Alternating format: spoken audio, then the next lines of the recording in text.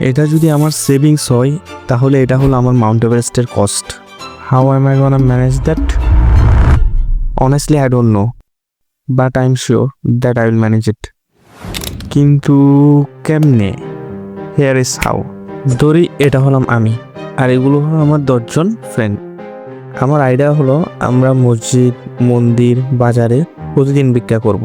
দৈনিক জনপ্রতি যদি 500 টাকা ইনকাম করতে পারি তাহলে আমাদের মাসিক ইনকাম হলো 1.5 লক্ষ টাকা, আর বাৎসরিক ইনকাম হলো 34 লক্ষ টাকা, আর 2 বছরে 72 লক্ষ টাকা।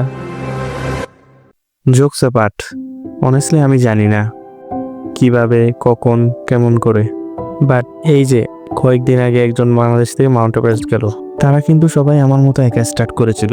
তাদের পাশে কেউ ছিল না। They just had a wild dream with them and they believe in themselves. So I am gonna do the same thing, and I have you guys with me, and as long as you guys are with me, I don't think money will be a problem.